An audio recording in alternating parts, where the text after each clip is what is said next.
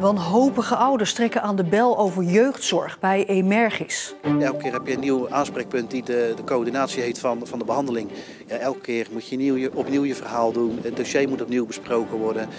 Ja, daar word je enorm moe van. En verder in deze Zeeland nu. Ministers maken afspraken over de grens. En Jannie heeft kasten vol.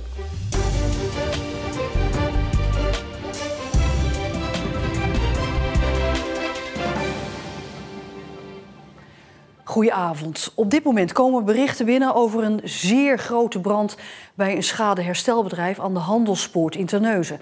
Er zou sprake zijn van een hele grote rookontwikkeling. Als er nou meer informatie beschikbaar is, dan melden we dat nog gedurende deze uitzending. Maar eerst Emergis, want Peter Markussen uit Wilhelminadorp luidt de noodklok over de afdeling kind en jeugd van Emergis. Hij noemt de situatie daar schrijnend. Marcus heeft een kind dat in behandeling is bij deze Emergis-afdeling, maar vooral de vele wisselingen onder het personeel, die breken ouder en kind op, zegt hij. En Marcus is niet de enige die dat vindt. Ik heb laatst een gesprek gehad met een verantwoordelijke binnen Emergis, omdat ik het verhaal wilde vertellen van wat er gebeurt binnen Emergis, om dat duidelijk te maken van wat het ons als ouders voor onrust geeft. Ik denk, ik wil het toch eens meedelen. En toen maakte ik een vergelijk bij haar van, goh, weet je wel met wie wij de beste band hebben binnen Emergis? Het was het antwoord nee, dat heb ik geen idee van. Ik zei nou, met de receptionisten als we binnenkomen. Ja, dat vat alles samen, denk ik. Peter Markussen uit Wilhelminadorp wil zijn kind beschermen en daarom niet veel kwijt over de situatie thuis. Duidelijk is dat er hulp van buiten nodig was, voor kind en zijn gezin. En zo kwam hij uiteindelijk met de vraag om hulp bij Emergis terecht. Veel wisselingen van contactpersonen. Laatst dan hebben we medicatie nodig. Die moet voorgeschreven worden. Dan is er geen psychiater. Het zegt ze gewoon tegen ons, de psychiater, we weten niet of we er een hebben. En dan moet je als ouder zelf maar op zoek naar een alternatief. En daar zit je niet op te wachten als ouder. En dat maakt het heel schrijnend. Emergis heeft vanwege personeelsproblemen een tijdelijke aanmeldstop. Dat betekent dat kinderen die nu op de wachtlijst staan voor hulp thuis, die niet krijgen. En dat er geen nieuwe aanmeldingen worden geaccepteerd. Zijn kind werd nog voor die stop aangenomen. Markussen wil de medewerkers niet afvallen, want ze doen echt hun best, zegt hij. Er kwam uiteindelijk goede hulp door vast te bijten en vol te houden. Hij vreest dat niet alle ouders dat kunnen doen. Kun je zelf je eigen verwoorden en voor jezelf opkomen. Maar met name zijn er ook heel veel mensen, ouders, die denk ik tegen de muren oplopen. En dan vind ik dat dit verhaal mag wel, dat mensen mogen weten wat er leeft. Ook bij gemeentes die daar denk ik een verantwoordelijkheid in hebben.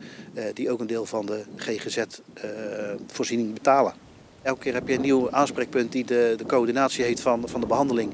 Ja, elke keer moet je opnieuw je verhaal doen. Het dossier moet opnieuw besproken worden. Ja, daar word je enorm moe van. Dat kun je gewoon niet gebruiken. Verslaggeefster Marieke Kerklaan. Ja, het verhaal van Peter Markussen staat niet op zich, hè? Nee, zeker niet. Omroep Zeeland, wij die bijzonder worden regelmatig benaderd door de ouders die dergelijke verhalen hebben, die echt radeloos zijn. Alleen willen ze vaak niet hun verhaal op camera doen, zoals bij Markussen wel het geval is. Ja, en hij staat erin ook niet alleen.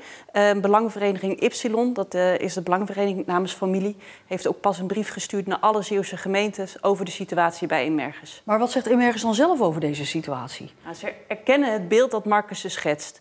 Ze zeggen ook van er is nou eenmaal veel tekort aan psychologen, psychiaters, de mensen waar hij het ook over heeft. En ze hebben heel veel keuze, dus dan kiezen ze vaak ook voor werk waar ze minder complexe gevallen krijgen op een bordje, om dat maar te zeggen. Ja, en wat verder ook nog speelt, is dat er dus een structureel tekort is aan medewerkers. Bestuurder Gerco Blok zegt verder dat die aanmeldstop, die je dus ook hoorde in dat filmpje, die duurt nu tot september. Geeft mensen wel wat lucht? Ja, precies. Dat is ook bedoeld juist daarvoor, die adempauze. En dat dus ook die tijd wordt gebruikt om orde op zaken te stellen. En dat er nu dus elke week ook overleg is tussen verschillende zorginstellingen, jeugdzorginstellingen, om te kijken of kinderen toch nog geplaatst kunnen worden. Dankjewel, Marieke Kerklaan. De man die 2 weken geleden dood werd gevonden in zijn woning in Schoondijken is waarschijnlijk niet door een misdrijf om het leven gekomen. Dat blijkt uit een sectie op het lichaam. De politie heeft inmiddels bevestigd dat het gaat om de bewoner van het huis aan de Damstraat. De doodsoorzaak wordt nog steeds onderzocht. Het zou bijvoorbeeld ook nog om een noodlottig ongeval kunnen gaan. Minister Van der Wal van Landbouw voerde vandaag in Vlissingen overleg met de Vlaamse minister De Mier over grensoverschrijdende stikstofuitstoot. Het Nederlandse kabinet wil de uitstoot van stikstof streng aanpakken, tot woede van boeren. En dat is ook de reden dat het bezoek van de twee ministers achter gesloten deuren is, omdat Van der Wal inmiddels streng wordt beveiligd. Ze ontmoet vanavond nog wel de Zeeuwse gedeputeerde Anita Pijpelink om te praten over stikstof in Zeeland. Middelburger Brent de Ruiter is nog maar 21, maar hij stond al op het EK bowlen. En tijdens de finale was hij reserve, maar met het team pakte hij wel de Europese titel. Ik heb mijn best gedaan om bij iedere strijk mijn longen en mijn lijf te juichen. Dus, het is natuurlijk mijn eerste senioren-evenement, dus ik was ook best wel zenuwachtig om het zo lichtjes mogelijk te zeggen.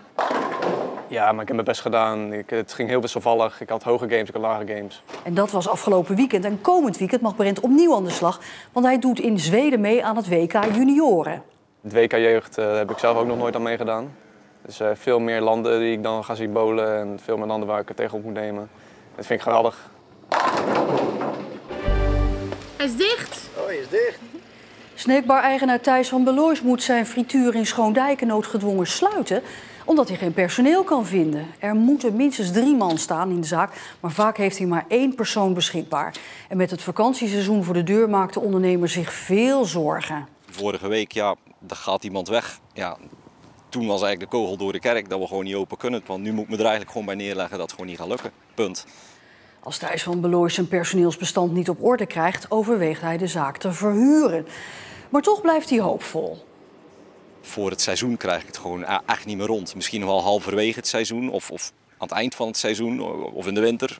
Het hoort er gewoon bij. Het is het leven. Soms zit het mee, soms zit het tegen. En dingen komen altijd goed. Dat weet ik gewoon zeker. En ik doe gewoon alles wat ik kan doen. En meer kan ik niet doen. Jannie Boen uit Kolijnsplaat maakt al decennia lang historische kostuums. En daar moet dan wel elk detail aan kloppen, vindt ze.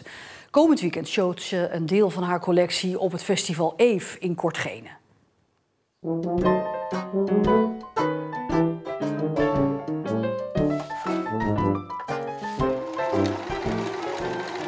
Achter de naaimachine of het echte handwerk met naald en draad. Veel uren spendeerde Jannie Boen aan haar grote passie. Ja, als je al die uren dus bij elkaar kon tellen. Het is pure liefhebberij, want geld heeft ze nooit willen verdienen met haar hobby. Ze maakt historische kostuums van oude stoffen, bijvoorbeeld gordijnen die ze voor niets van anderen kreeg. Want waar bent u nu mee bezig? Met een tasje, een buideltje. En tegenwoordig moeten die jongelui allemaal er mobieltje wegstoppen. De liefde voor de historische kostuums begon ruim 30 jaar geleden. Haar dochter zat op paardrijden en deed mee aan De Heks van Veren. Een voorstelling die een aantal jaar gespeeld werd in het stadje. Deze pakken werden gemaakt door Jannie. Uit verschillende boeken deed ze inspiratie op. Ik vind wel dat het een beetje moet lijken. Maar dat is wel een werk geweest, toch? Ja. Ja, ik moest het allemaal nog stiekem ook. Hier in huis. En mijn man die werkte toen nog. Ach, die vond verschrikkelijk al die stof en die troep. Zei, wat gebeurt hier?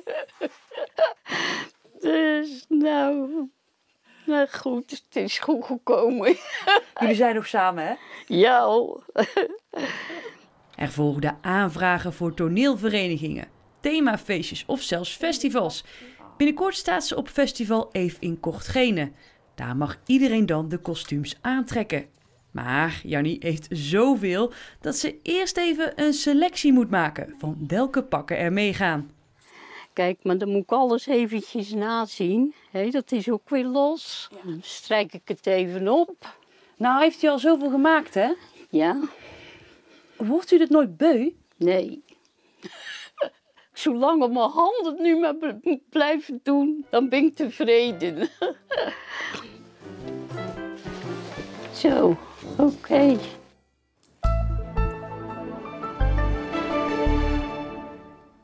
Volop zon vandaag en weinig bewolking, maar door de noordwestenwind werd het maar rond een graad of 18. Ook morgen is een zonnige dag en dan begint de temperatuur op te lopen, want aan het einde van de week komt de 30 graden in zicht. Straks dan krijgt u nog het uitgebreide weerbericht. Maar nog eerst even terug naar die brand in Terneuzen, want die is door de enorme rookontwikkeling in de wijde omgeving te zien en ook zijn er af en toe harde knallen te horen. De brandweer is met groot materieel aanwezig en spreekt van een zeer grote brand. Volg het nieuws over deze brand op omroepzeeland.nl of op onze nieuwsapp. Tot zover deze Zeeland Nu. Nog een hele fijne maandagavond.